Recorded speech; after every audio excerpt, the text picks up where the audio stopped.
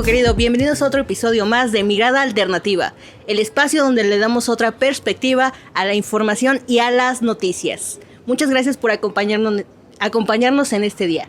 Hoy hablaremos de un tema muy importante en el auge de la era digital.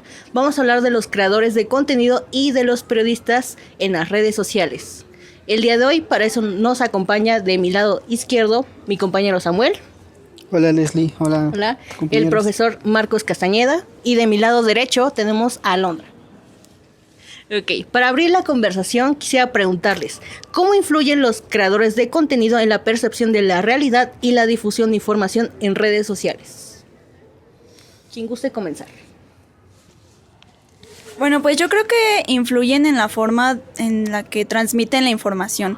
Creo que podemos comenzar con cómo, tan solo en cómo la redactan o cómo la dicen, también en el formato de sus videos y pues en el tipo de público que tengan, porque pues no sé, pueden existir ciertos malentendidos por este tipo de cosas.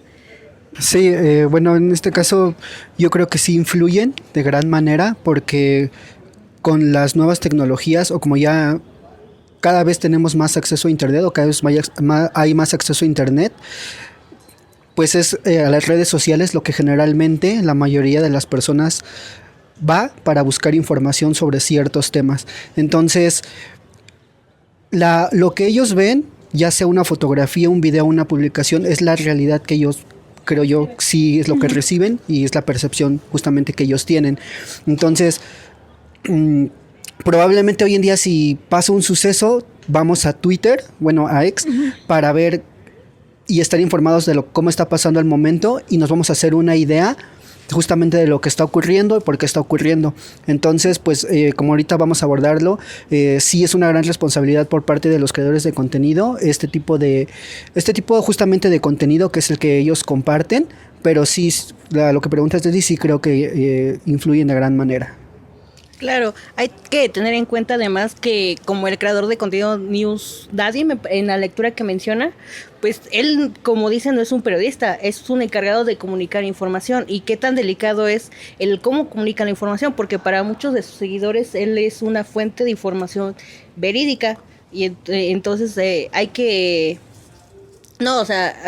estar al pendiente, ¿no? O sea, si es información real la que comparte. ¿O qué opina, profesor?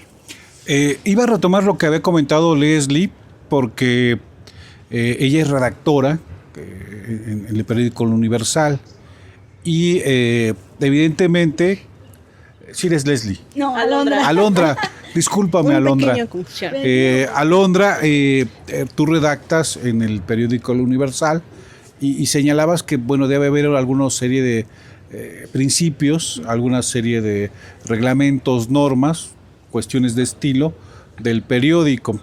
Y cuando haces referencia al tema de este portal de noticias, el creador de contenidos señalaba que hay algo fundamental que él respeta, que es la credibilidad, y que lo que él cuenta, a pesar de que es un creador de contenidos y en eso debe su éxito, a profundizar.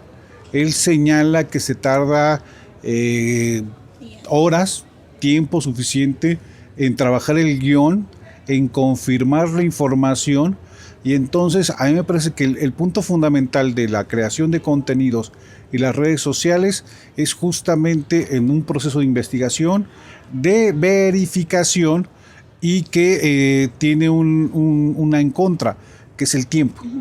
Se tiene que empezar a trabajar porque hay toda una investigación previa y trabajas contra el tiempo, ¿no? Por la primicia, por el boom, ¿no? Incesante de las noticias.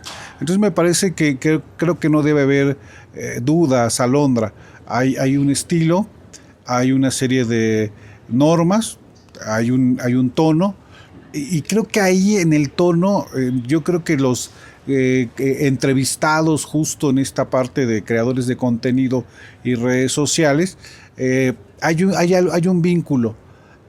Tiene que ser entretenido, pero periodístico. Sí, claro. Y ahí es donde nosotros, con las reglas, las normas, con los manuales, pensamos que el periodismo debe ser serio per se.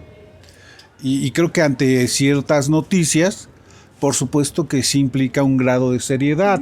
Sin embargo, ellos señalan en los 5 personajes que entrevistan para hacer este trabajo de relación entre periodismo y creadores de contenido, los 5 coinciden en, a través del sarcasmo, que ahora con lo políticamente correcto podría sonar un poco, podría generarte ruido, con el humor y con el entretenimiento se puede contar la noticia desde otro ángulo.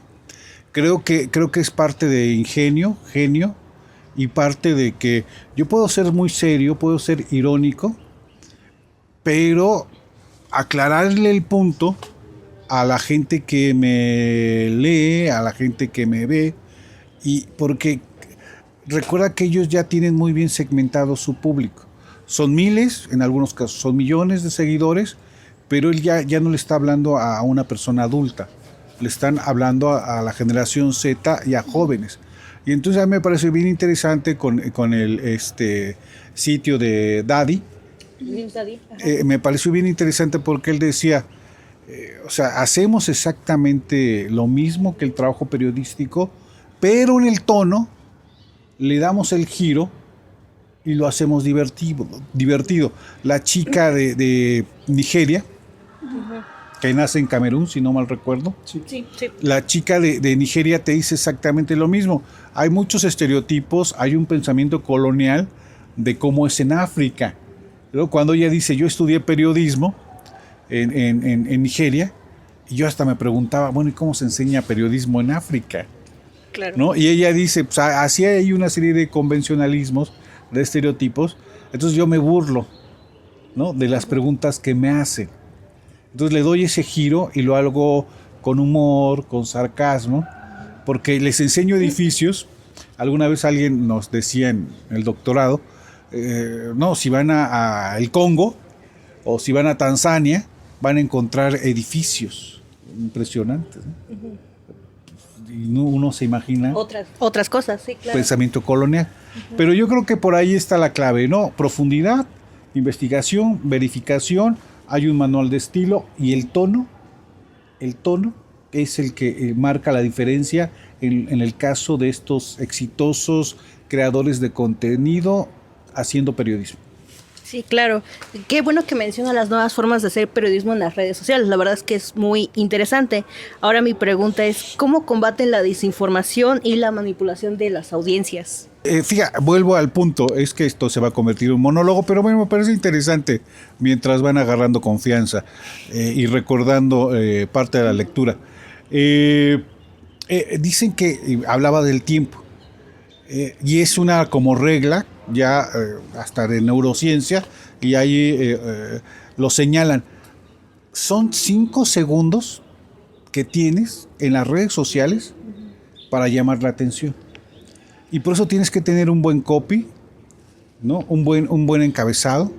Tienes que tener una muy buena imagen o tener una entrada fuerte, porque luchas contra el tiempo, ¿no? Y tienes 5 segundos. Ese yo creo que es un factor. 2, que el problema de la prensa tradicional es que no pueden notificar la información de inmediato, ¿no? Se toman su tiempo y pueden ser 12, 24 horas, 48 horas para verificar. Y creo que no lo mencionan, pero intuyo entre líneas que deben tener un sistema de check, ¿no?, de revisión de información. Entonces yo creo que eso también tienen las redes sociales.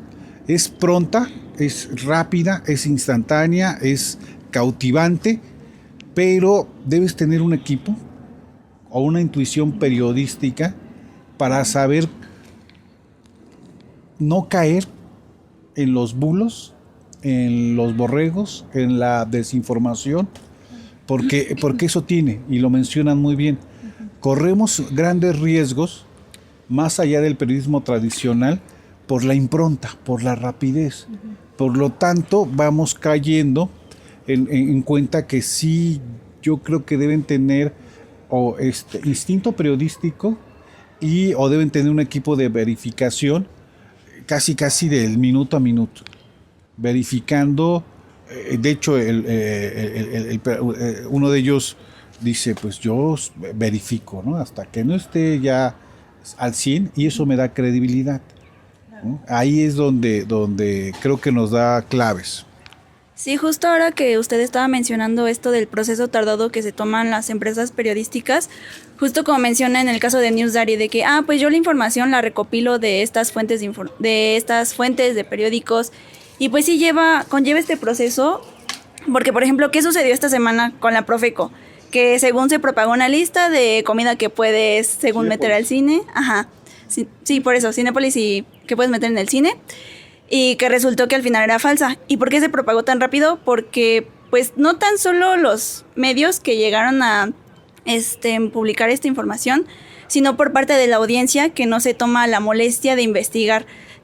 Creo que podría ser un poquito más de lógica de que, pues si esto no viene de la fuente directa, si esto no lo publicó la Profeco, ya sea en sus redes sociales o en su página, pues no es real. Y pues sí, aunque es un proceso tardado, tiene que realizarse para verificar la información. Y entonces siento que en la actualidad es muy fácil manipular y distribuir información falsa. Y pues de hecho, bueno, ¿quién no ha sido víctima de una fake news, no? La verdad, justo por esto de que no se verifica la información.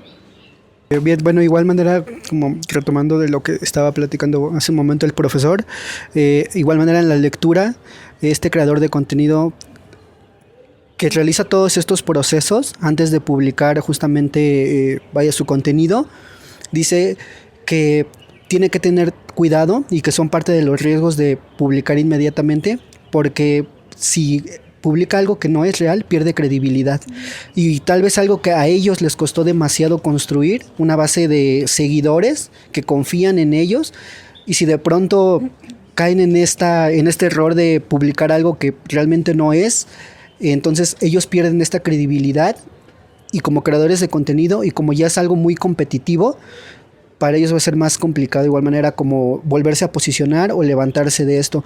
Entonces yo creo que sí, los creadores de contenido también pues batallan en esta parte, pero la lectura nos da como ese énfasis de que sí, ellos de igual manera se preparan bien antes de publicar como todo el contenido que ellos comparten.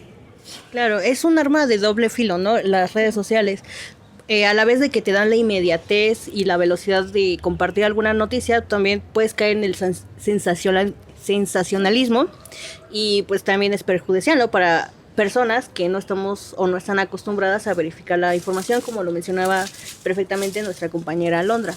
También hay que ver lo de los algoritmos, ¿no? Porque ahí las plataformas también son gratuitas, pero ¿a qué costo, no? En el sentido de que no toda la información puedes subir a estas mismas, como en el caso de NewsDaddy, en la información de Gaza. ¿Qué opina, profesor? Fíjate, iba justamente a ese otro elemento que nos ayuda a verificar, y creo que todos los autores que vienen, o todos los entrevistados que vienen en el documento, que creo que lo pueden insertar o lo pueden poner ahí como un prompter en la edición, habla de que el algoritmo te baja en TikTok. Casi todos ellos son creadores de TikTok, y señalaban que el algoritmo te lo baja. Si no es algo que se lea con certeza, el algoritmo, creo que también es tanto un mecanismo de prevención como puede ser un mecanismo de censura. Sí, claro. ¿No? Y entonces señalaba el caso de Gaza. Y este caso de Gaza, no, pues se lo censuraba. Es lo mismo que hablábamos de la inteligencia artificial con la inteligencia artificial china. Tú le preguntas sobre la masacre en Tiananmen y no te va a arrojar ¿no? Datos Porque, exactos. claro, porque el algoritmo, todo lo que tenga que ver con problemáticas en China, tal vez te lo bloquee. Y entonces ahí es donde tienes que darle los giros.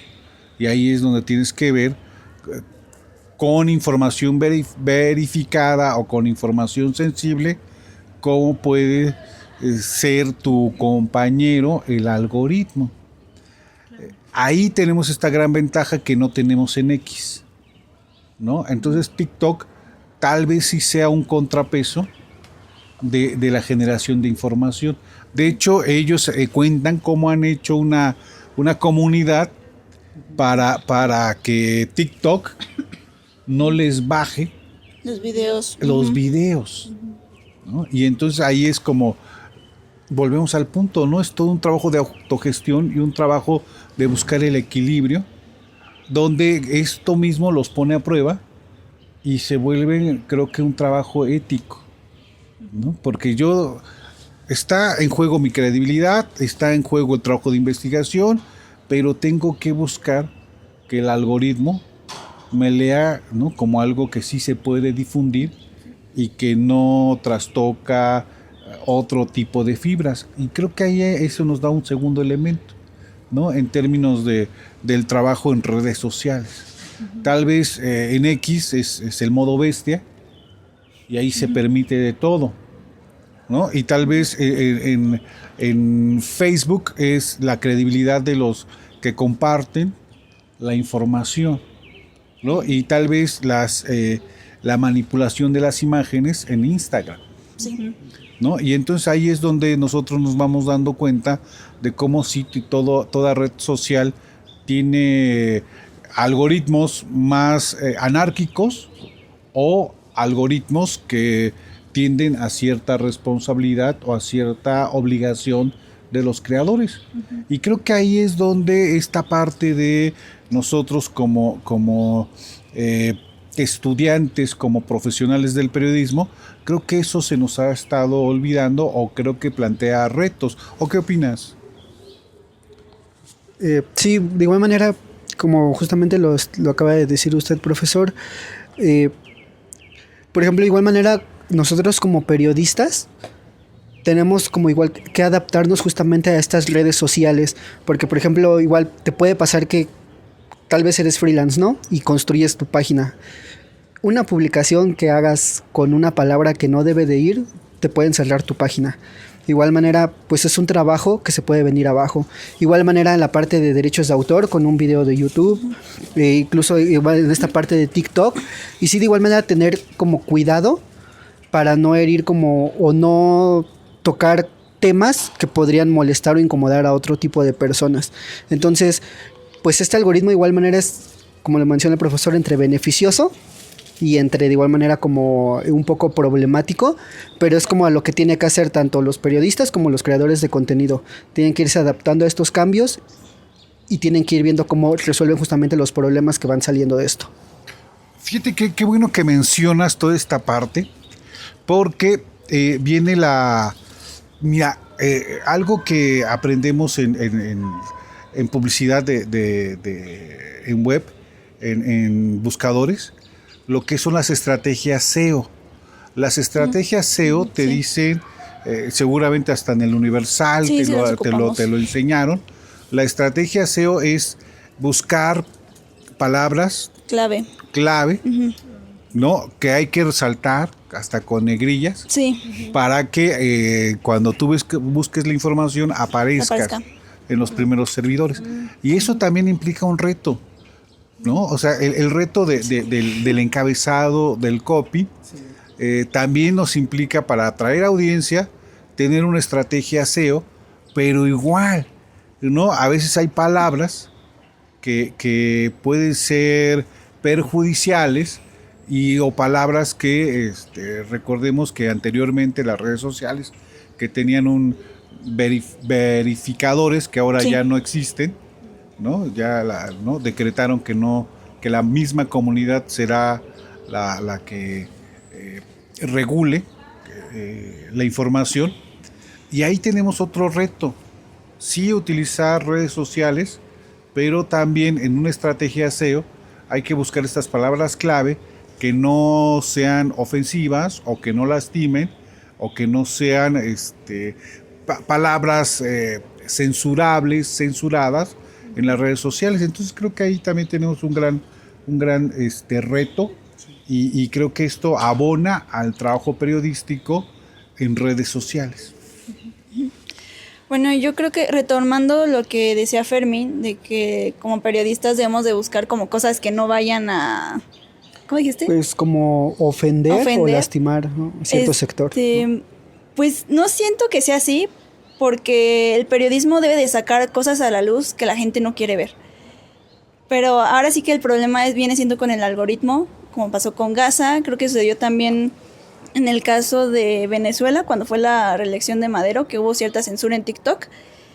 Y pues creo a veces en TikTok lo que he visto es que utilizan como ciertos códigos para referirse a lo que quieren hablar. En el caso de Gaza, pues utilizan la sandía. En Venezuela también creo que vi que en un inicio decían de que, sí, como tutorial para hacer esto, y luego ya se iban a decir de que, no te vayas, vamos a hablar de esto, ¿no? Entonces, el verdadero reto, como menciona el profe, es saber cómo utilizar estas palabras o cómo hay que buscar qué otras cosas podrían posicionarnos en los buscadores y en el algoritmo. Porque realmente no existe tal cual un filtro en los medios, en el algoritmo, como para también como diferenciar entre las fake news y lo que realmente sí importa, que son pues la información verificada. Mira, te voy a dar un caso sensacionalista que ahí nos enfrentaría y que creo que los medios por ética, me parece, por sensatez, no profundizaron, pero es el caso de estos jóvenes que el chico tira al bebé, lo tira en una bolsa de basura, pero hay una parte que a lo mejor el lector, el oyente, el televidente llena ese hueco. Pero imagínate, para que se den una idea de cómo trabajar la información y lo no dicho. Vamos a enfocarnos en la chica. Da a luz en un baño de su trabajo. Hasta donde sabemos, da a luz sola. Ya había tenido un niño previamente, entonces conocía ya la mecánica. Quiere decir que, como de película ¿no?, ella pare sola. Corta el cordón umbilical sola. Hay sangre en el baño. Esa escena dantesca no está narrada, ¿no? Ahí hay un hueco que cómo lo llenas. Imagínate la escena, sola, en el baño, sangrado, con sus manos o con qué cortó el cordón umbilical. Es una escena grotesca, ¿no? Y ahí es donde dices,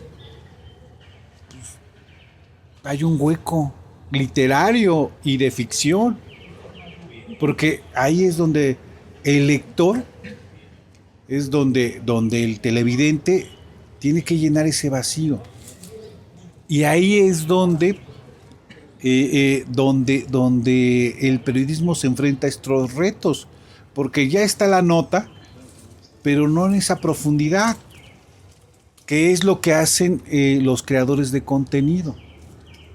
Ahorita, por ejemplo, si estuviéramos recreando esa escena, como bien lo señala Alondra, es grotesca, es una escena dantesca.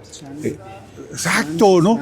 Y luego date cuenta de la sangre fría, porque se lo da al chico, y que ella lo dice en la entrevista: me puse a limpiar mi área de trabajo. Es de una sangre fría. Totalmente.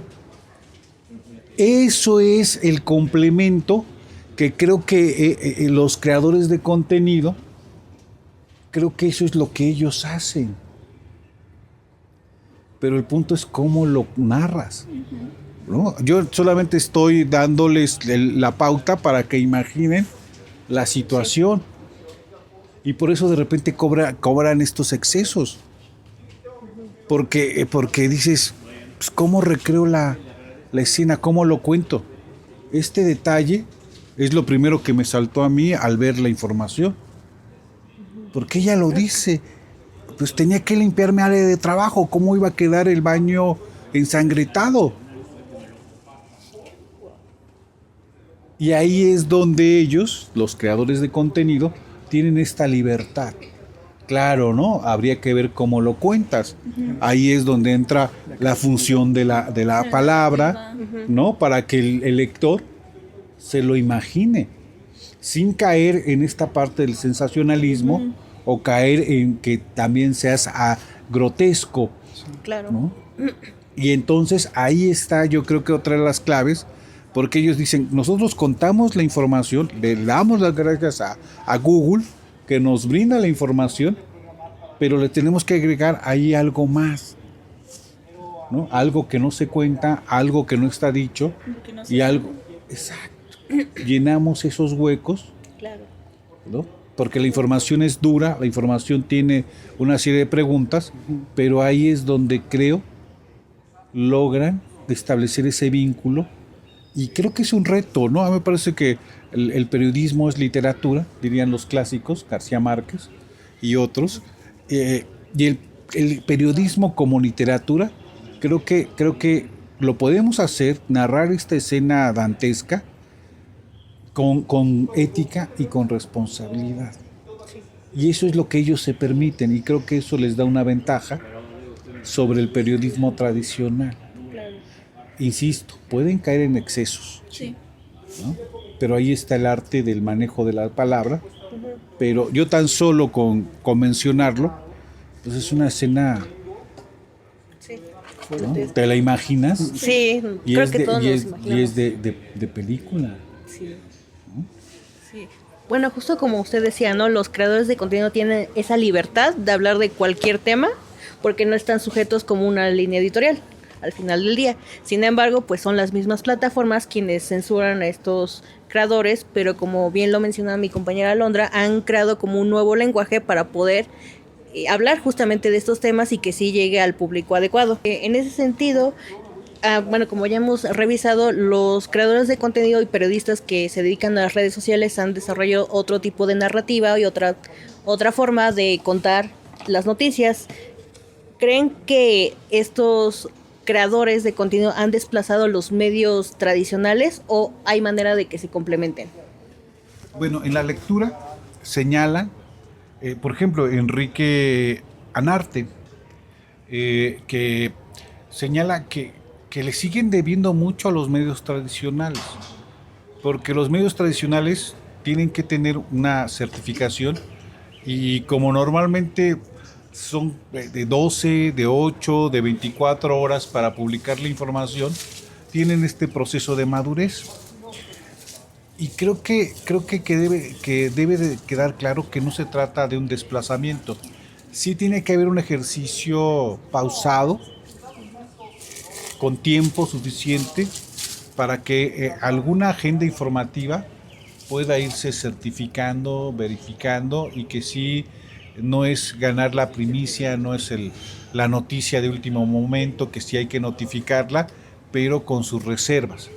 Y ellos lo mencionan, ¿no? Debemos darle las gracias a Google porque ahí están las noticias, el minuto a minuto. Entonces habría que... yo no pienso en desplazamiento, yo pienso en redacciones dinámicas, y creo que justo sí debe haber un trabajo de investigación, que creo que hacia allá va el periodismo impreso o informativo, visual. Debe haber un proceso de investigación, pero también debe haber toda esta parte de complementos, donde estos vacíos de información, con entretenimiento, con humor. Yo les acabo de contar una ficción, una escena dantesca, y eso es lo que hacen, creo que las redes sociales, ¿no? Que es lo que hace justamente los creadores de contenido. Estos huecos, estos complementos, estos vacíos, ellos los llenan, ¿no? A lo mejor con entretenimiento, con ironía, pero los van llenando, y creo que ahí es donde hay que comprender a su generación, ¿no? ¿no? Creo que es por ahí. Sí, yo de igual manera, como lo dice el profe, no creo que sea como para desplazar, sino que es igual manera lo que en el programa anterior comentaba nuestra compañera Daniela, que se tienen que complementar. Uno tiene que aprender del otro, se tienen que aprender en este caso mutuamente. De la parte de la lectura es News Daddy, ¿verdad? El primero, News Daddy, dice algo que es como justamente lo que ahorita decía el profesor, y él dice que, por ejemplo, él respeta mucho a los periodistas porque él accede justamente a internet y ahí está la información. Pero un periodista pues expone su vida, se arriesga, lo que hablábamos hace un momento, aunque esté lloviendo, en las condiciones en las que está, él va por la información. Y estos creadores de contenido generalmente pues acceden a internet y ahí está la información y ya además ellos a su manera la dan a conocer. Entonces, de igual manera creo que hay como los creadores de contenido tienen un cierto estigma, y hay como cierto estigma hacia las redes sociales, sí, de que ahí encuentras pura tontería, que ahí no ves cosas informativas o educativas, que solo entras a ver chisme. Gran parte del contenido que hay en redes sociales sí es así, la verdad, pero también si uno busca, si hay creadores de contenidos que valen la pena ver, que valen la pena seguir, y hay creadores de contenido, como los que menciona la lectura, que sí verifican su información, que sí planifican su contenido y que sí informan de buena manera.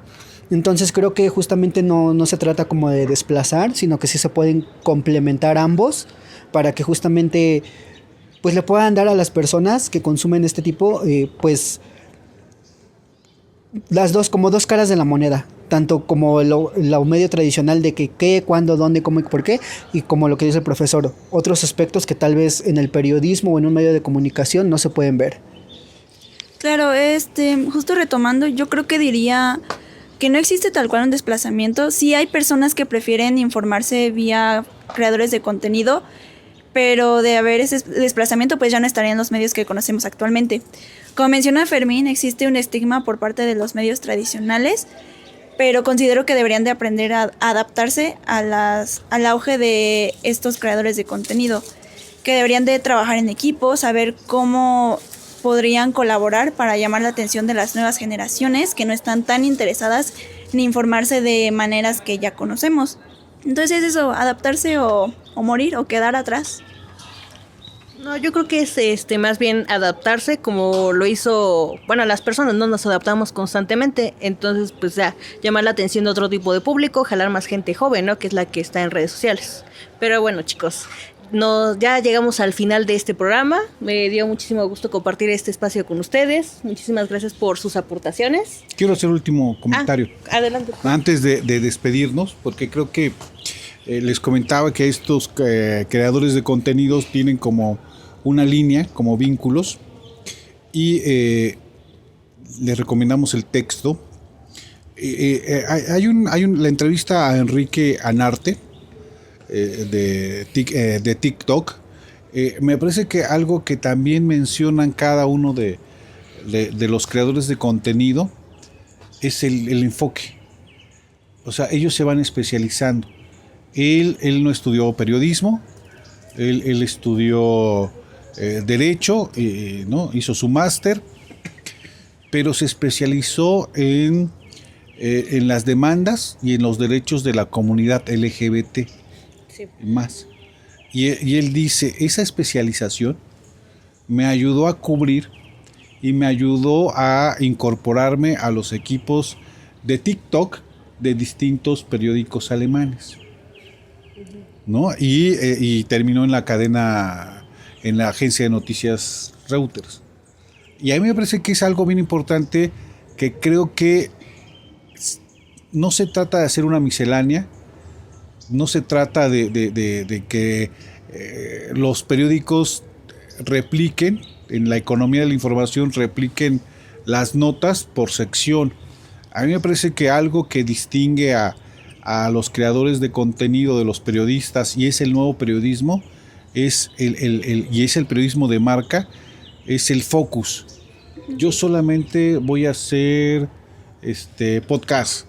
Yo solamente me voy a enfocar en un tema. Y en ese tema me vuelvo especialista. Y ahí es donde se empieza a distinguir del entretenimiento general. Porque un TikTok, alguien que maneja TikTok, lo hacemos como nosotros. Vamos a hablar del tema que está en tendencia. Se vale. Lo que yo veo en cada uno de estos creadores de contenido es que se volvió especialista en África. En desmentir los estereotipos, los convencionalismos, el colonialismo intelectual de cómo se imaginan que es África. Punto. El primero en hacer noticias en TikTok, ¿no? El tercero en la comunidad LGBT. Y entonces te vas dando cuenta cómo hay que irse especializando y pues, no hacer todo. El problema que nosotros creo que tenemos como estudiantes de periodismo, a lo mejor por una cuestión de didáctica y de aprendizaje, y así es así era en Reforma, hacías deportes y ahora haces política.